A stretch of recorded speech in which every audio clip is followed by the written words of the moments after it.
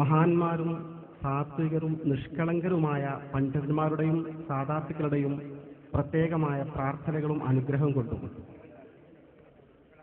നമ്മുടെ സംഘടനയുടെ അജയ്യതയും നമ്മുടെ എല്ലാ പ്രതിയോഗികളുടെയും ദൗർബല്യവും നാൾക്ക് നാൾ പ്രകടമായിക്കൊണ്ടിരിക്കുന്ന ഒരു പ്രത്യേക പശ്ചാത്തലത്തിലാണ് നമ്മുടെ ഈ സമ്മേളനം സംഘടിപ്പിച്ചിരിക്കുന്നത്. നമ്മുടെ രാജ്യത്ത് ഒരു പ്രദേശത്ത് ഒരു ചെറിയ ഇലയനങ്ങിയാൽ,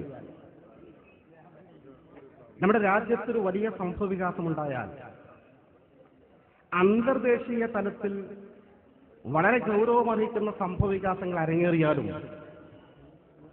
ഏത് പ്രശ്നങ്ങൾക്ക് വേണ്ടിയും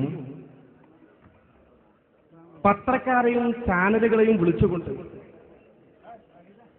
തത്സമയം പ്രതികരിക്കുകയും വാർത്താ മാധ്യമങ്ങളിൽ നിറഞ്ഞു നിൽക്കുകയും ചെയ്യുന്ന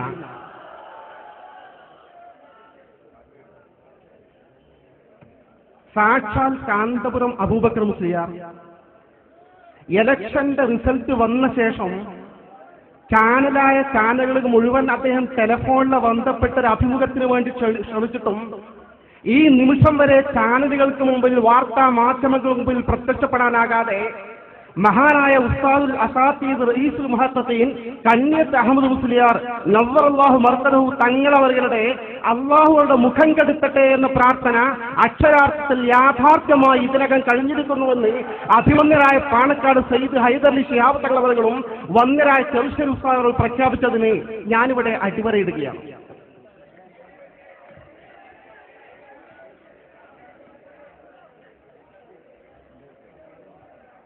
ഞാൻ പറയട്ടെ സഹോദരങ്ങളെ,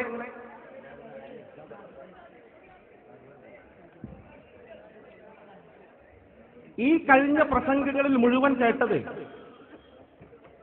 സാക്ഷാൽ കാന്തപുരം വിഭാഗം നടത്തിക്കൊണ്ടിരിക്കുന്ന രാഷ്ട്രീയ കാപട്യങ്ങളും തിരിമറികളുമാണ്.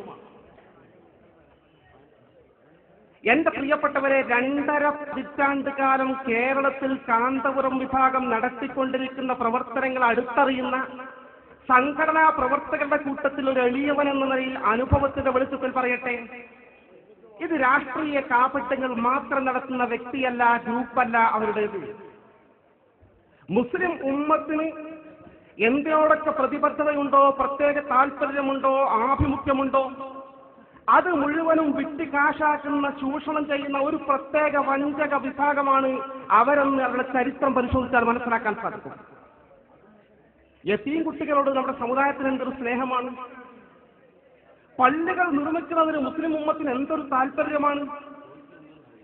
പള്ളി നിർമ്മിക്കുന്നതിന്റെ പുണ്യത്തെക്കുറിച്ച് വളരെ വളരെ വിശാലമായി പഠിച്ചവരാണല്ലോ നമ്മുടെ ആളുകൾ. അതുപോലെ സ്വലാത്തിനോട് എന്തൊരു ആദരവാണ് നമ്മുടെ സമുദായത്തിന്. അതുപോലെ ആദരവായ അഷ്റഫുൽ ഖൽഖ് മുഹമ്മദ് മുസ്തഫ സ്വല്ലല്ലാഹു അലൈഹി വസല്ലം തങ്ങളുടെ തന്റെ ശരീരത്തിന്റെ ഒരു ഭാഗമായി ദുനിയാവിൽ നമുക്ക് കാണാൻ കഴിയുന്ന ഒരേ ഒരു വിഷയമാണ് തങ്ങളുടെ മുടി. ആ മുടി പോലും വ്യാജമായി കാരന്തൂർ മർക്കസിലുള്ളെന്ന് തെറ്റായി പ്രചരിപ്പിച്ച് ആദരവായ അഷ്റഫുൽ ഖൽഖ് മുഹമ്മദ് മുസ്തഫ സ്വല്ലല്ലാഹു അലൈഹി വസല്ലം തങ്ങളുടെ പേരിലും പച്ച കള്ളം പറയുന്ന ഈ വിഭാഗം. നിങ്ങൾ ഓർക്കണം, അല്ലാഹുവിന്റെ ഹബീബ് പറഞ്ഞു, മൻ കദബ അലയ്യ മുതഅമ്മിദൻ ഫൽയതബവ്വ മഖാദഹു മിനന്നാർ. എന്റെ പേരിൽ ആരെങ്കിലും ഒരു കള്ളം പറഞ്ഞാൽ അത് തങ്ങളുടെ പേരിൽ ഏത് വിഷയത്തിലായിരുന്നാലും സാക്ഷാൽ കാന്തപുരം വിഭാഗം എന്താണ് ഇന്ന് കാരന്തൂരിൽ പ്രവാചക തിരുമേനിയുടെ മുടിയുണ്ടെന്ന് പറഞ്ഞുകൊണ്ട് പ്രചരിപ്പിക്കുന്നതിന്റെ അർത്ഥം? അതിന്റെ നിജസ്ഥിതി എന്താണ്? ഞാൻ വളരെ കൃത്യമായി പറയട്ടെ, കാന്തപുരത്തെ അടുത്തറിയുന്ന ഒരാളെന്ന നിലയിൽ അദ്ദേഹം ഈ വിഷയത്തിൽ സത്യം പറയാൻ ഒരു സാധ്യതയുമില്ല എന്ന്, 1% പോലും സത്യത്തിന് സാധ്യതയില്ലെന്ന് ഉറച്ചു വിശ്വസിച്ച കൂട്ടത്തിലായിരുന്നു ഞാൻ. അത് ബോധ്യപ്പെടാൻ വേണ്ടി അതിന്റെ കൃത്യമായൊരു വിശദീകരണം അനിവാര്യമായ സാഹചര്യത്തിൽ സുന്നത്ത് ജമാഅത്തിന്റെ പ്രതിയോഗികൾ ക്യാമ്പുകളിൽ ചോദിക്കും, കാരന്തൂർ മർക്കസിൽ പ്രവാചക തിരുമേനിയുടെ മുടിയുണ്ടല്ലോ, നിങ്ങൾക്ക് എന്താണ് അതിനെക്കുറിച്ചുള്ള അഭിപ്രായം എന്ന് പറയുമ്പോൾ നമുക്ക് കൃത്യമായി മറുപടി പറയാൻ ആദർശ രംഗത്തെ പ്രശ്നമായതുകൊണ്ട് പ്രയാസം വന്ന സാഹചര്യത്തിൽ അത് തുടർന്നു. ഞാൻ ഓർക്കുകയാണ്, വേങ്ങൽ ക്യാമ്പിൽ ഇതേ ചോദ്യം ഉയർന്നു വന്നു, കാരന്തൂരിൽ പ്രവാചക തിരുമേനിയുടെ മുടിയുണ്ടെന്നതിനെ കുറിച്ച് നിങ്ങൾ എന്ത് പറയുന്നു? ഞാൻ മറുപടി പറയാൻ ഇങ്ങനെ വിഷമിക്കുന്ന സാഹചര്യത്തിൽ സ്റ്റേജിലുണ്ടായിരുന്ന മുസ്തഫൽ ഫൈസി എഴുന്നേറ്റ് പറഞ്ഞു, അത് കാന്തപുരത്തിന്റെ മുടിയായിരിക്കും. ഞാൻ അദ്ദേഹത്തിന് നമ്മളെക്കാളും കാന്തപുരത്തിന് കൂടുതൽ അറിയാം. ഇതിന്റെ കൃത്യസ്ഥിതി അറിയാൻ വേണ്ടി ടെലഫോണിൽ ഞാൻ ഇന്നയാളാണെന്ന് പറഞ്ഞുകൊണ്ട് കോഴിക്കോട് SKSSന്റെ സംസ്ഥാന ഓഫീസിൽ നിന്ന് കാന്തപുരത്ത് വിളിച്ചന്വേഷിച്ചു. ആദർശ രംഗത്തെ പ്രശ്നമായതുകൊണ്ട് ഇതിന്റെ നിജസ്ഥിതി മനസ്സിലാക്കാൻ കാന്തപുരത്തിന് കിട്ടിയാൽ കുഴപ്പമില്ല. അവർ ഓഫീസിൽ പറഞ്ഞു, ഇവിടെ കാന്തപുരം സ്ഥലത്തില്ല. ജനറൽ മാനേജർ അദ്ദേഹത്തിന്റെ മരുമകൻ ശ്രീ മുഹമ്മദ് ഫൈസിന്റെ അദ്ദേഹത്തിന് ടെലിഫോൺ കൊടുത്തു. അദ്ദേഹം ടെലിഫോൺ വാങ്ങി. ഞാൻ വിഷയം പറഞ്ഞു, ആദർശ രംഗത്ത് വലിയ പ്രശ്നമുണ്ട്. കാരണം ലോകത്ത് പ്രവാചക തിരുമേനിയുടെ മുടി എവിടെയൊക്കെ ഉണ്ട് എന്ന് ലോകത്ത് അറിയപ്പെട്ടതാണ്. ഒന്ന് വെല്ലൂരിലുണ്ട്, ഒന്ന് കശ്മീർ ഹസരത്ത് ബാൽ മസ്ജിദിലുണ്ട്, സുഡാനിലുണ്ട്. അതിനൊക്കെ കൃത്യമായി പരമ്പരകളുണ്ട്, സിൽസിലകളുണ്ട്. ഇവിടെ കാലം കൂടുതൽ എവിടെ നിന്ന് മുടി വന്നു, ഇത് കൃത്യമായി അറിയപ്പെടേണ്ട വിഷയമല്ലേ ചോദിക്കുന്നുണ്ട്. ആദർശ രംഗത്ത് നമുക്ക് മറുപടി പറയാനുള്ളത് കൊണ്ട് അതിനെക്കുറിച്ച് വിശദീകരണം തന്നു. മരുമകൻ പറഞ്ഞു, അത് ഉസ്താദ് വരട്ടെ, ഉസ്താദ് 4 ദിവസം കഴിഞ്ഞാൽ വരും, ഉസ്താദ് നേരിട്ട് ചോദിച്ചോ. ഞാൻ പറഞ്ഞു, നിങ്ങളിതിന്റെ മാനേജറല്ലേ, ജസ്റ്റ് ഒരു വിശദീകരണം തന്നുള്ള താൽക്കാലികമായിട്ട്. അദ്ദേഹം പറഞ്ഞു, അത് കാന്തപുരത്തിന് ബോംബെന്നോ ഗുജറാത്തിനോ എവിടെന്നോ കിട്ടിയതാണ്, എനിക്ക് അതിനെ കുറിച്ച് അറിയാൻ മൂപ്പരോടെ നേരിട്ട് ചോദിച്ചോളൂ. അത് സാക്ഷാൽ മരുമകൻ ജനറൽ മാനേജർ ശ്രീ മുഹമ്മദ് ഫൈസിക്ക് ആ മുടിയിൽ വിശ്വാസമാണ്. എനിക്ക് അപ്പം തന്നെ മനസ്സിലായി. 4 ദിവസം കഴിഞ്ഞു കോഴിക്കോട് നാഷണൽ താഴ്വാ കൗൺസിൽ നടക്കുകയാണ്. പ്രവർത്തകരുടെ അഭിപ്രായമനുസരിച്ച് പരസ്യമായി സ്റ്റേറ്റ് ഓഫീസിൽ വിളിച്ചു കാന്തപുരത്തിനെ. ഈ വിഷയം പറഞ്ഞ് പരിചയപ്പെടുത്തിയപ്പോൾ കാന്തപുരത്തിന് ടെലിഫോൺ കൊടുത്തു.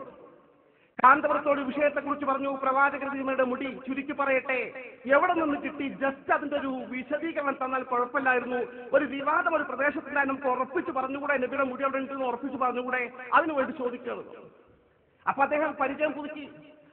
മോനിപ്പോ എവിടെയാണ് ജോലി ചെയ്യുന്നത്, എന്തൊക്കെയാണ് മാൻ മുസ്ലിങ്ങളുടെ വിശേഷങ്ങൾ, വളരെ വിശാലമായി വാചാലമായി സംസാരിച്ച കാന്തപുരം നബി തങ്ങളുടെ മുടിയുടെ ഫലായിലും പുണ്യങ്ങളും ഇങ്ങനെ പറയാൻ തുടങ്ങി. 5-10 മിനിറ്റ് പറഞ്ഞു.